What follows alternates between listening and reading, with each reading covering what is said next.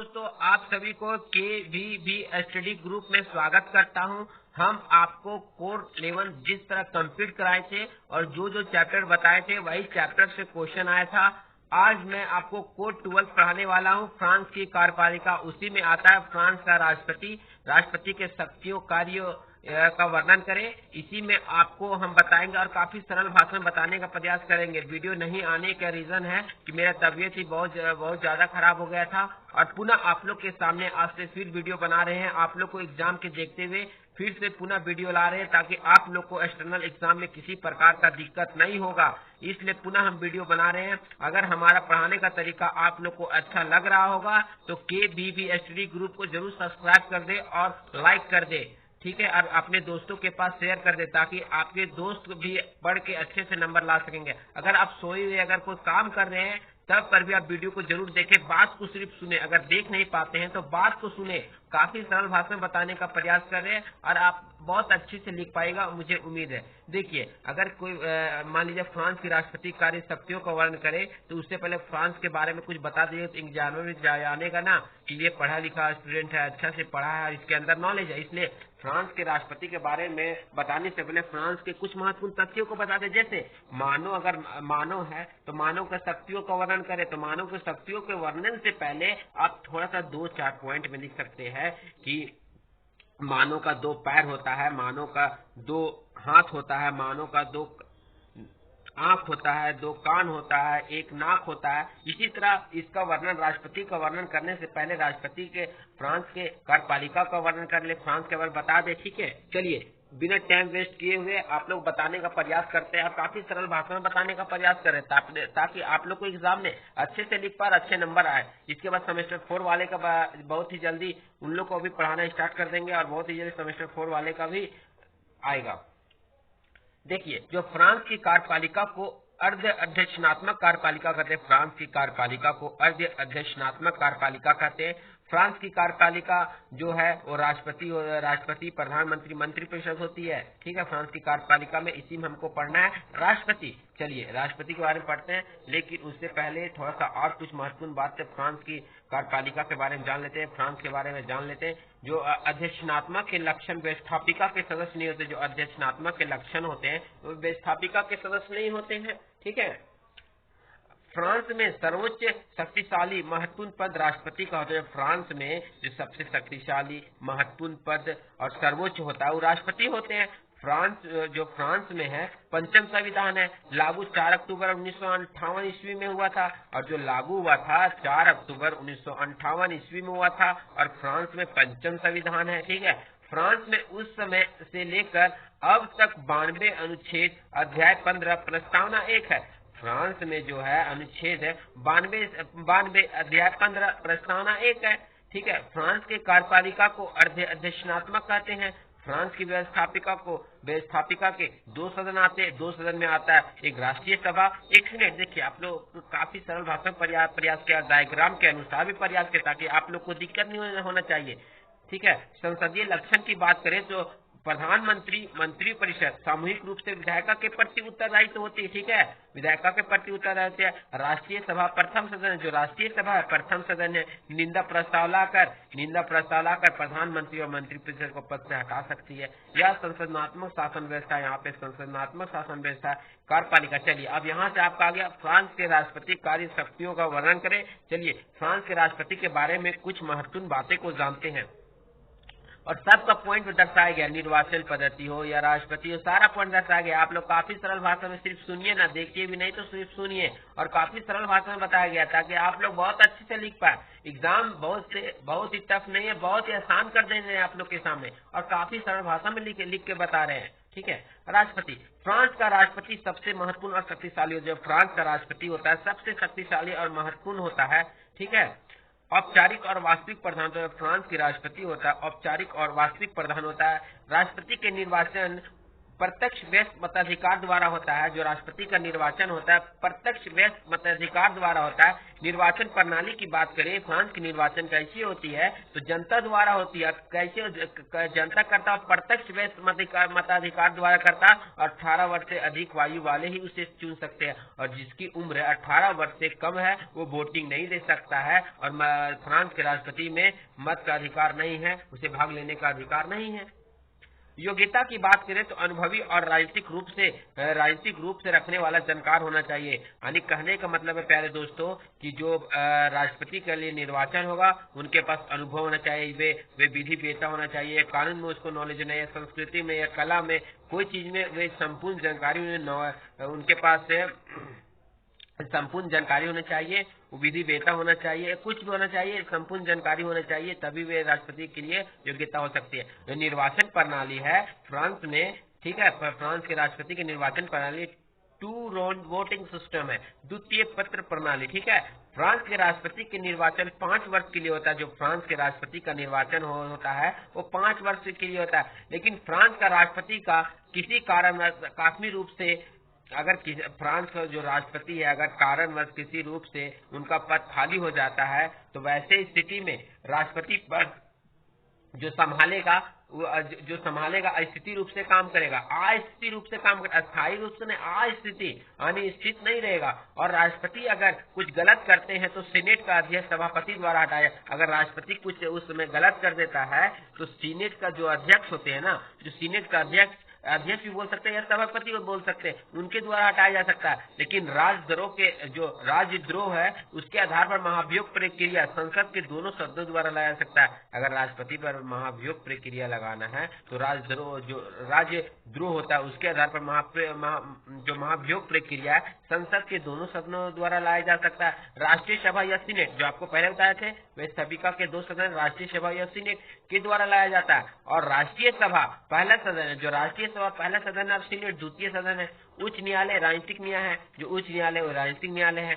प्रथम मतदान प्रक्रिया के बाद दूसरा रविवार, जो प्रथम मतदान प्रक्रिया के बाद होता है राष्ट्रपति का निर्वाचन, प्रथम मतदान प्रक्रिया दूसरे रविवार को होता है। कार्यकाल की बात करें तो 5 वर्ष का होता है। राष्ट्रपति का पद रिक्त होने की स्थिति में सीनेट का सभापति अस्थायी रूप से अस्थायी रूप से कार्यभार संभालेगी। राष्ट्रपति के अधिकार एवं शक्तियों का वर्णन करें। पहला पॉइंट है कार्यपालिका संबंधी शक्तियां। कार्यपालिका में अब देखिए राष्ट्रपति को क्या क्या शक्तियां हैं। कार्यपालिका शक्तियां राष्ट्रपति में नहीं होती, जो कार्यपालिका की शक्तियां होती है वो राष्ट्रपति में निहित होती है। सबसे शक्तिशाली राष्ट्रपति होता है, जो सबसे शक्तिशाली होता है वो फ्रांस की राष्ट्रपति होता है। और प्रधानमंत्री की नियुक्ति करती है, और प्रधानमंत्री की भी नियुक्ति करते हैं। राष्ट्रपति जो फ्रांस की राष्ट्रपति शक्तिशाली होता ही होता है, लेकिन प्रधानमंत्री की नियुक्ति करती है। तीसरा पॉइंट है प्रधानमंत्री के परामर्श से ही मंत्री परिषद के मंत्रियों की नियुक्ति होती है। और जो प्रधानमंत्री के परामर्श से ही अगर राष्ट्रपति है तो प्रधानमंत्री का परामर्श लेता है, उनके अनुसार ही मंत्री परिषद के मंत्रियों की नियुक्ति होती है।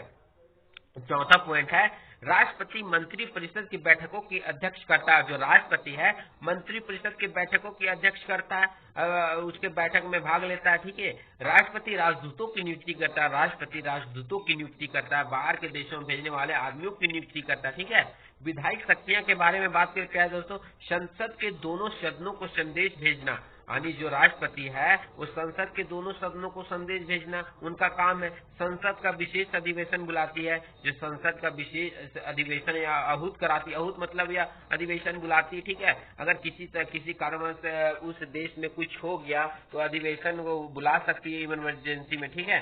किसी विधेयक को पुनः विचार के लिए लौटा सकता है, किसी भी विधेयक अगर राष्ट्रपति के पास है तो उसे पुनः विचार के लिए लौटा सकता है, लेकिन 15 दिन के अंदर ही लौटाना होता है। और बोला जाता है कि नहीं, अगर आप पुनः विचार के लिए दिए तो उसे 15 जिसमें साया उसे 15 दिन तक रख के 15 दिन के अंदर ही उसे लौटाना होगा। राष्ट्रपति किसी भी विधेयक को जनमत संग्रह के लिए भेजता है, और राष्ट्रपति किसी भी विधेयक अगर उनके पास आता है तो जनमत संग्रह यानी जनता के पास वो भेजते हैं, ठीक है, भेजता है जनता जनमत संग्रह के लिए भेजता है। जनमत मंत्रिपरिषद संसद दोनों को मिलाकर निर्णय लेता है, फिर दोनों से मिलकर ही निर्णय लिया जाता है, दोनों मंत्रिपरिषद संसद दोनों को मिलाकर ही निर्णय लिया जाता है। लेकिन राष्ट्रपति स्वयं विवेक का प्रयोग करेगा।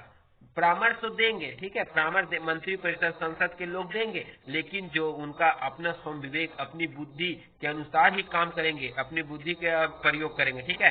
राष्ट्रपति राष्ट्रीय सभा को भंग कर सकती है, जो राष्ट्रपति है राष्ट्रीय सभा को भंग कर सकती है और दोनों सदनों के परामर्श से कर सकती है, दोनों सदनों क्या मंत्री परिषद संसद के परामर्श से ही कर सकती है। न्यायिक शक्तियां के बारे में बात करें, संविधान की व्याख्या करने की शक्ति अनुच्छेद 5 में, जो संविधान के बारे में जो शक्ति है वो अनुच्छेद 5 में दिया गया। संवैधानिक परिषद में 9 सदस्य होते हैं, संवैधानिक परिषद में 9 सदस्य होते हैं, लेकिन 3 जो सदस्य होते हैं उनकी नियुक्ति वोट के द्वारा होता है। जो 3 सदस्य की नियुक्ति होती है, जो 3 सदस्य की जो नियुक्ति होती है वो राष्ट्रपति अपने मत का प्रयोग करते हैं, और 6 होता है वो क्या बोलते हैं 6 जनता द्वारा होता है, वोटिंग के द्वारा, ठीक है। संवैधानिक परिषद के अध्यक्ष की नियुक्ति राष्ट्रपति करता है, जो संवैधानिक परिषद के अध्यक्ष की नियुक्ति करता है वो राष्ट्रपति करता है। राष्ट्रपति को क्षमादान करने का अधिकार है, यह अनुच्छेद 17 में दिया गया। और जो राष्ट्रपति को क्षमादान करने का, अगर किसी को सजा दिया गया है, किसी को कुछ दिया गया है, तो राष्ट्रपति उसकी क्षमा को माफ कर सकता है। इसमें भी कुछ रूल और रेगुलेशन है, वही राष्ट्रपति कुछ अधिकारों में ही उसे माफ कर सकता है, ठीक है। कब महाभियोग प्रक्रिया द्वारा उसे दंड दिया गया तो उसमें राष्ट्रपति कुछ नहीं कर सकता, माफ नहीं कर सकता, ठीक है। आपातकालीन समय में उनकी शक्तियां और भी असीम हो जाती है, ठीक है। आपातकालीन समय में उनकी शक्तियां और भी हो जाती है, असीम हो जाती है। आपातकालीन शक्ति अनुच्छेद 16 में है, ठीक है। राष्ट्र की एकता, अखंडता और स्वतंत्रता पर खतरा आता है तो राष्ट्रपति फिर एक्शन लेगा, ठीक है।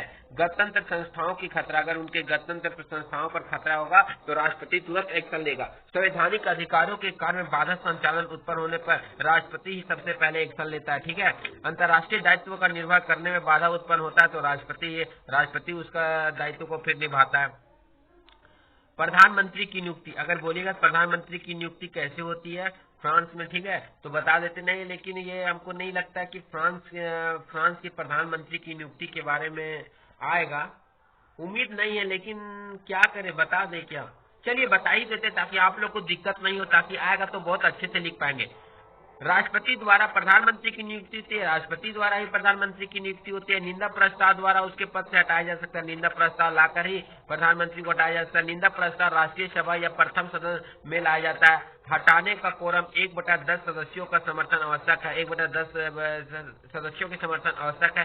प्रस्ताव पारित होने के बाद 48 घंटे बाद ही मतदान होगा। प्रस्ताव जब पारित हो जाएगा तो 48 घंटे के बाद ही मतदान होगा। उसी समय जब पारित हो जाता है तो उसे हटाया जा सकता है, जब पारित हो जाएगा तो उसे हटाया जा सकता है। जो कार्यपालिका संबंधित शक्तियां प्रधानमंत्री को बताते हैं। प्रधानमंत्री की कार्यपालिका शक्तियां अंतर्गत नीति निर्धारण करता है और अनुच्छेद 20 में है, ठीक है। नियुक्ति संबंधी शासन व्यवस्था को सुव्यवस्था, सैनिक और असैनिक पद पर अधिकारियों की नियुक्ति प्रधानमंत्री द्वारा होता है। जो सैनिक पद है और सैनिक पद पर अधिकारियों की नियुक्ति होता है वो प्रधानमंत्री द्वारा होता है। आवश्यकता पड़ने पर प्रधानमंत्री की शक्ति दी गई और विशेष सत्र बुला सकता है। आवश्यकता पड़ने पर प्रधानमंत्री को शक्ति दी गई है और विशेष सत्र भी बुला सकता है। विधायी कानून के संबंधित मामले को संसद के पास प्रधानमंत्री ला सकता है। जितने भी कानून संबंधित मामले हैं वो संसद के पास प्रधानमंत्री ही ला सकता है। संवैधानिक कार्य कर सकता है। निजी विषय का प्रस्ताव कानून से संबंधित नहीं, और जो निजी विषय का प्रस्ताव नहीं ला सकता है, कानून से संबंधित भी नहीं कर सकता, ठीक है।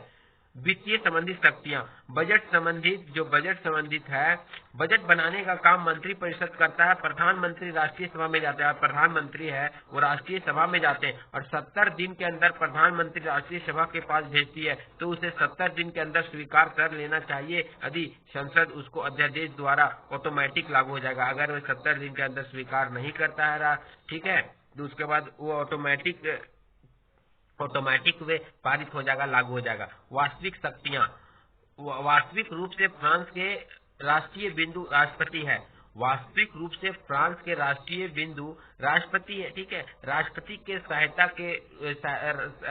के सहायक के रूप में कौन काम करता है? प्रधानमंत्री। इस तरह आपका लेसन पूरा खत्म और काफी सरल भाषा में बताने का प्रयास करें। आज आपके सामने 2 से 3 चैप्टर लाने का प्रयास करेंगे, वही क्वेश्चन जो एग्जाम में आने वाला है, और इससे काफी क्वेश्चन बनेगा प्यारे दोस्तों। इसलिए आप लोग के सामने लाने का प्रयास करें ताकि आप लोग को किसी प्रकार का कोई दिक्कत नहीं होना चाहिए। इसलिए आप लोग के सामने बहुत ही सरल भाषा में समझाने का प्रयास करें। ताकि आप लोग को दिक्कत होगा तो हमको अच्छा नहीं लगेगा, इसलिए हम चाहते हैं कि आप लोग को दिक्कत नहीं हो, इसलिए हम आप लोग को बता रहे। और बोलिएगा तो क्वेश्चन भी बताते हैं, वेरी वेरी इंपॉर्टेंट क्वेश्चन, ठीक है। पहला क्वेश्चन सुनिए, पहला क्वेश्चन आएगा अमान तथा क्वाबल के संरचनात्मक प्रेरणात्मक उपागम का वर्णन करें, ठीक है, या डार्विन एस्टन की व्यवस्था विश्लेषण उपागम का वर्णन करें। दूसरा क्वेश्चन आने का ज्यादा संभावना है, लॉर्ड सभा केवल एक द्वितीय सदन ही नहीं वरन एक गौण सदन है, वर्णन करें, ठीक है। तीसरा क्वेश्चन जो आने की चांस है, अमेरिकी संघीय व्यवस्था एवं स्विट्जरलैंड की संघीय व्यवस्था में तुलना करें या विवेचना करें, ठीक है। चौथा क्वेश्चन जो आने का चांस है, अमेरिकी सर्वोच्च न्यायालय के संगठन अधिकार कार्य का वर्णन करें, ठीक है। जो पांचवा क्वेश्चन का चांस है, फ्रांस के राष्ट्रपति की जो फ्रांस के राष्ट्रपति है वो अमेरिकी के राष्ट्रपति से तुलना करें, ठीक है। देखिए फ्रांस और अमेरिका, ये आप लोग दोनों का आज हम कंप्लीट हो गया।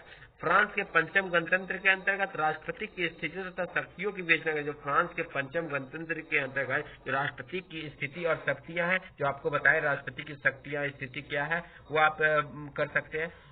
और फिर ये एक और क्वेश्चन आपके हैं, ब्रिटेन कॉमन सभा है, जो ब्रिटेन है वो कॉमन सभा जो उसके हैं, जो कॉमन सभा है उनके शक्तियां गठन कार्य का भी वर्णन करें, ये क्वेश्चन भी आ सकता है, ठीक है। आपको ज्यादा नहीं, हाँ। फिर एक क्वेश्चन, अमेरिका स्विट्जरलैंड फ्रांस के संविधान संशोधन प्रक्रिया का वर्णन करें। फिर उसके बाद क्वेश्चन आएगा, अमेरिकी राष्ट्रपति के शक्ति एवं कार्य का वर्णन करें। फिर एक और क्वेश्चन, ब्रिटिश न्यायिक व्यवस्था की विशेषताओं का वर्णन करें। ब्रिटिश वाला भी शायद हम बताएंगे आपके सामने, इंपॉर्टेंट हमको लग रहा है, इसलिए आपको क्वेश्चन और वेरी वेरी इंपॉर्टेंट क्वेश्चन बता रहे जो एग्जाम में आने वाला, आप देख लीजिएगा वही क्वेश्चन आएगा और आराम से पढ़ के जाइएगा, कोई दिक्कत नहीं है। अमेरिकी राष्ट्रपति एवं ब्रिटिश प्रधानमंत्री के अधिकारों एवं शक्तियों की तुलना करें, ठीक है प्यारे दोस्तों। और एक और क्वेश्चन, स्विट्जरलैंड की प्रत्यक्ष लोकतंत्र की वर्णन करें, ठीक है। बहुत जल्दी आपके सामने लाएंगे और काफी सरल भाषा में बताने का प्रयास करें। काफी इंपॉर्टेंट क्वेश्चन, आप चाहे इसे लिख के उसके बाद आप आराम से पढ़ सकते हैं, आराम से नहीं, टाइम नहीं है, आप एग्जाम के लिए आप देख सकते हैं, ठीक है। और काफी सरल भाषा में बताने का प्रयास कर रहे हैं, ठीक है दोस्तों। चलिए, इस तरह आपका फ्रांस की राष्ट्रपति की शक्तियां एकदम खत्म हो गया, काफी सरल भाषा में बताने का प्रयास कर आपके सामने बहुत ही जल्द फिर स्विट्जरलैंड का प्रत्यक्ष लोकतंत्र का वीडियो आ रहा है और काफी सरल भाषा में आ रहा है, ठीक है।